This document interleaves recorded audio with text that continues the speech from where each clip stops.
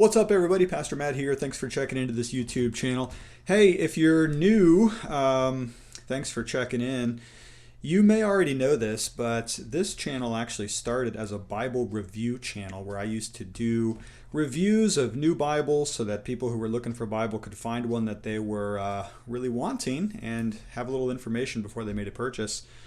And then I started doing other stuff, posting sermons and theological content. And to be completely honest, that's really what I want to be doing, is more of that, trying to get out of the Bible review type stuff. But people on the interwebs have been begging me to do kind of a throwback to my crash test series, where I used to take a really nice Bible and just throw it into a crash test for a year or more, testing it really hard in everyday use. And that's what I'm going to do today. I'm going to return to that old series, the crash test series.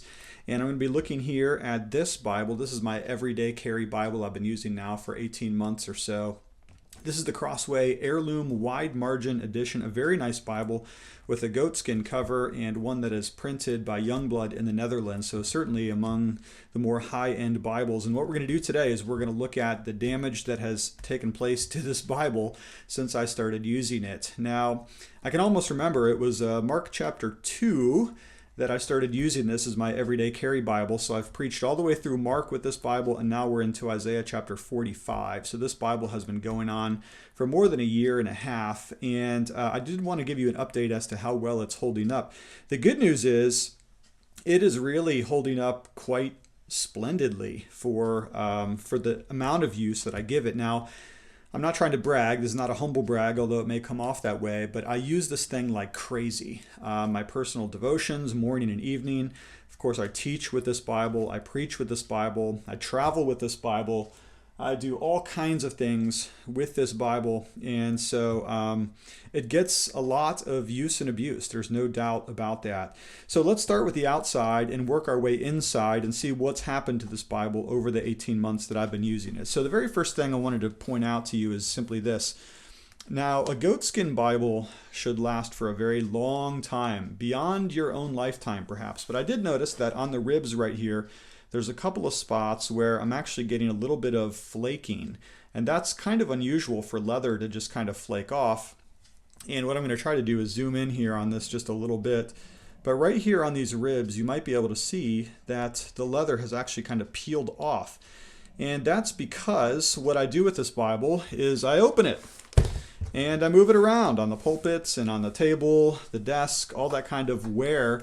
And it's actually kind of worn a hole right here, and there's actually a couple different holes. I've got one here, there's another one here, there's another one up here where it just gets a ton of abrasive wear along these ribs. So I've never really seen that happen before, and I'm not questioning the quality of this particular leather, but I'm just pointing out that that's taken place. Now, these ribs are of course for aesthetic purposes because they don't actually bind the Bible together like they used to. If you see old books, they have these hubs or these ribs along the spine, and that was actually part of the structural integrity. But nowadays, these are just aesthetic. They look really cool, but they also do have that double help of keeping the spine off of the table when you're wearing it around, so that your imprinting here, ESV, and the logo and Holy Bible and all that doesn't wear out quite so quickly. So they actually raise up the Bible, but as a result, I've actually kind of worn out my hubs a little bit here. Now, let's go ahead and open up this Bible. And one of the things you're going to notice in this the crash test is that I use my Pigma Micron pens, and I keep them in my Bible like this quite a lot. And so the result is I've got this indentation right here where there's a permanent pen mark. And in fact, you can even see this on the front of the cover, that there is a line right about here where I typically keep my pen. Now, that's held up just fine. I just wanted to point out, though, that I have this kind of dimple thing happening here. And the first real evidence of a problem that's coming about is right here. Now, let me zoom in on this for just a second here. Hopefully you can see that. But this is the leather actually breaking apart, and that's quite a sign of wear. You can't do this by accident. This is going to be only when you open this thing 10,000 times. And this is a edge-lined Bible, which basically means that there's two pieces of leather here. There's the outer leather and there's the inner leather, and this piece, this inner liner, goes on and it holds on to the text block like a clamp right about there. And so this is evidence that it's been opened thousands and thousands of times by yours truly, and eventually that's gonna be a bit of a problem, but not as great a problem as what you're about to see next, which is right here. Again, I'm going to zoom in on this. This is where that tab is actually breaking. You can see that break? And it's not a super big problem, because what I'm going to do is the same thing I did with my Cambridge wide margin, as I'm going to take some very thick, strong tape and I'm just going to zip it on down this line right here. But if I didn't do that, eventually I would have a structural break, and that would be a bit of a problem for me.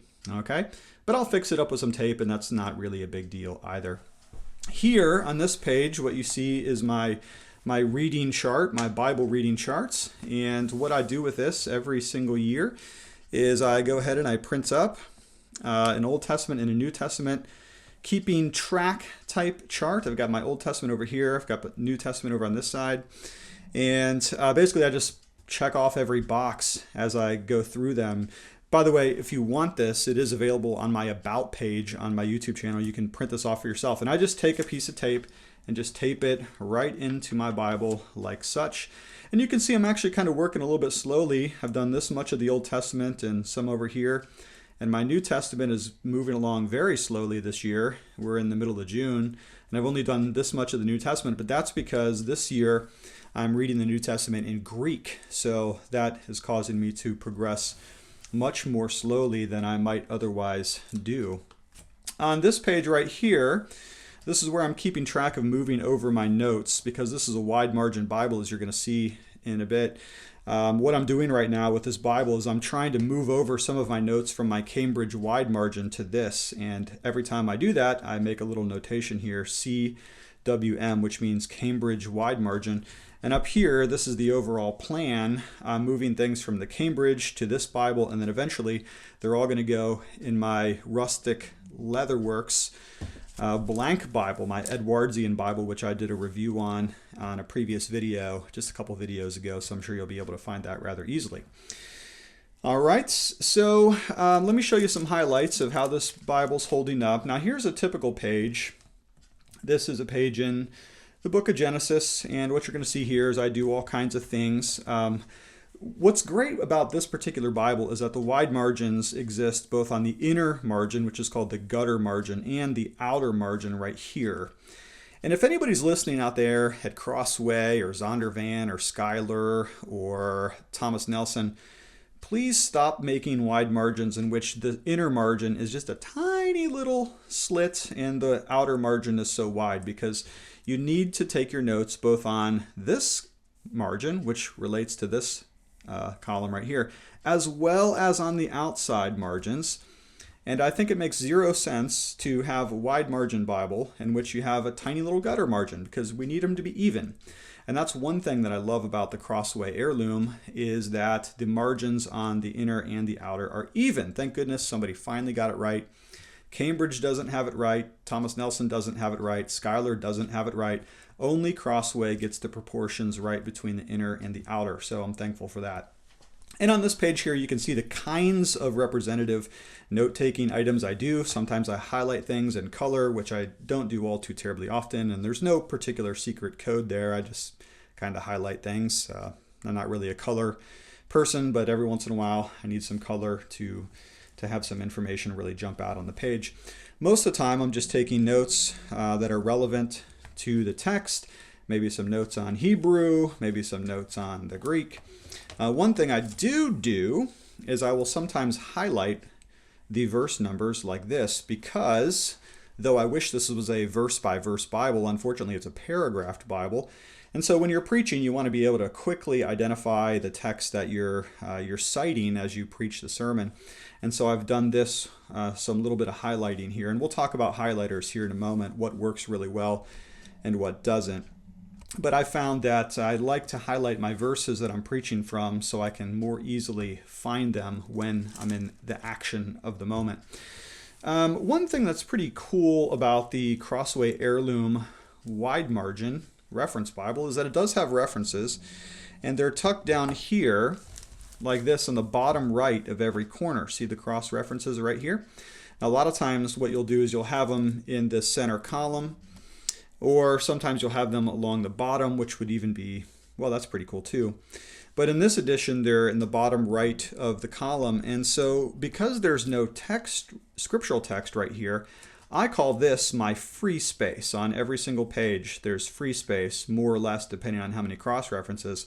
And this is where I like to write what I call lists. And these are going to be lists of scripture verses that I have related to any one particular topic. And so I have lots and lots and lots of lists, as I'll show you more about that later on as we move around here.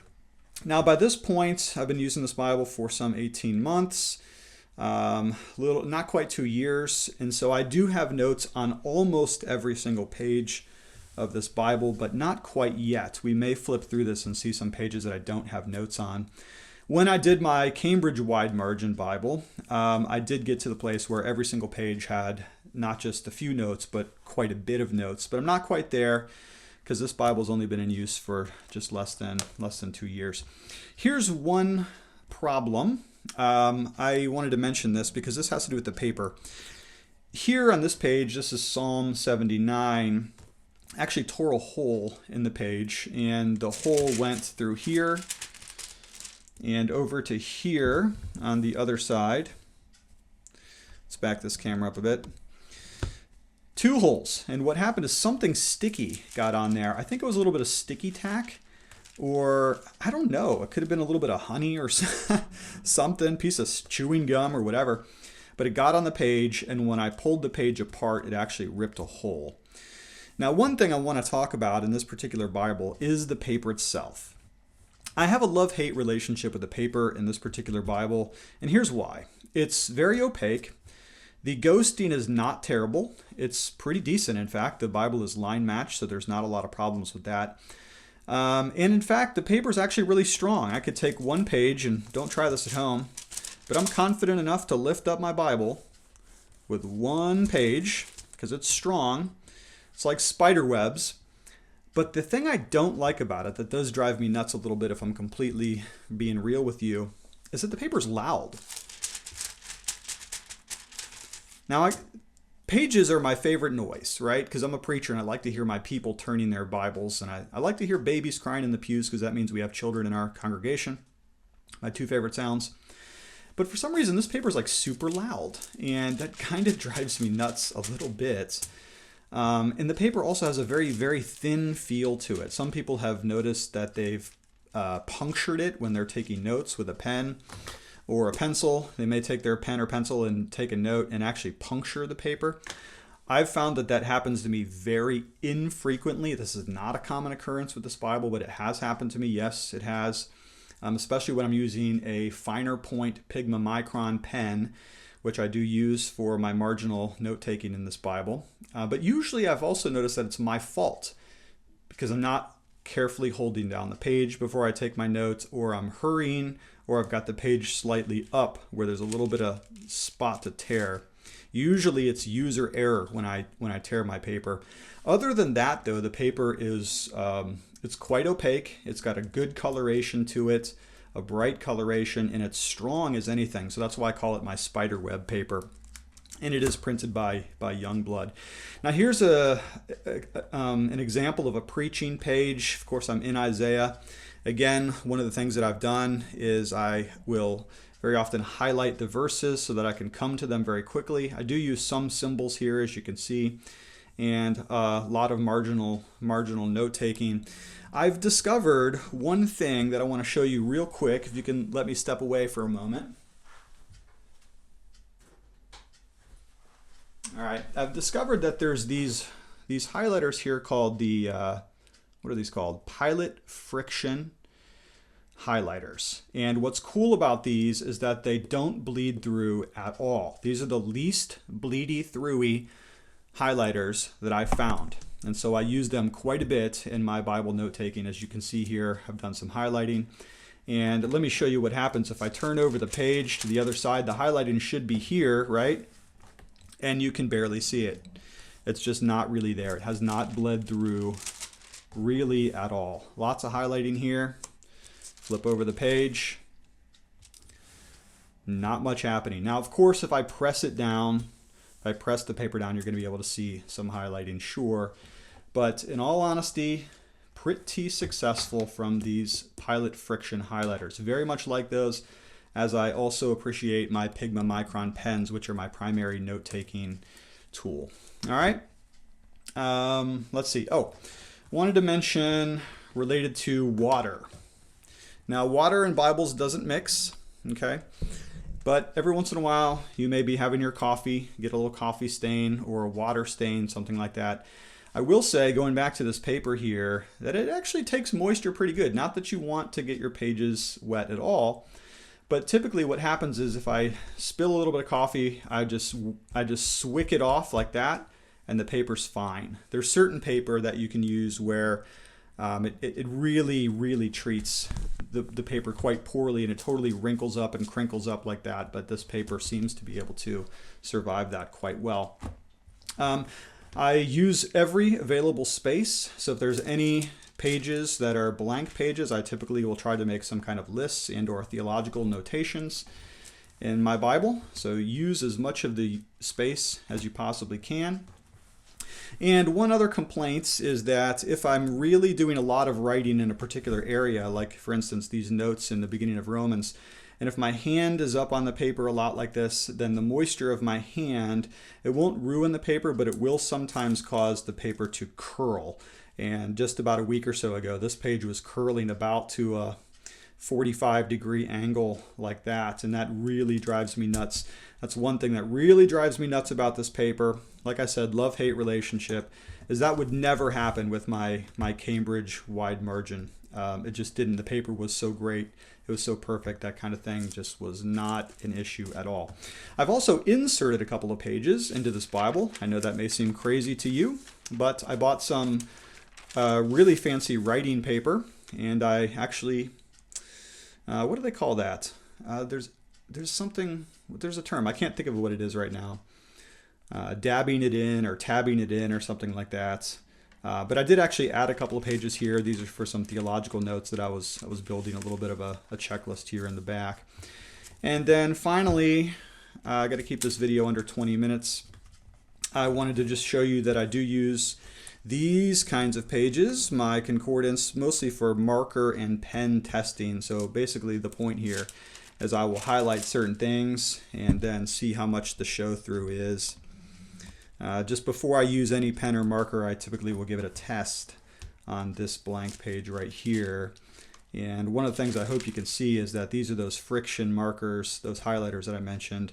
They perform exceedingly well as compared to other types of highlighters, all things being considered. Final thing, and this is another idiosyncrasy, I'm sure you won't do this, but I took a manila envelope and I taped it into my back of my Bible. I had some sticky tack type stuff in there to hold it in, but that didn't work, so I taped it in. I know this is really weird, but I don't like to lose my bulletin and my sermon on Sundays, so I put in this little pocket in the back, and there I keep my bulletin, and that way I don't lose my important information for Sundays. All right, well, thank you so much for checking into this crash test. Good to have that old series up and rolling again. I will post some links in the description of this video. Unfortunately, this Bible is out of prints, although there are some other editions that you can get that are very similar, just not the heirloom quality. You can get some True Tone editions and some other stuff that are similar. I have another hardback of this just as kind of a first draft type of Bible, and I use that as well. Anyways, thank you so much. Do love you lots, and we'll talk with you later.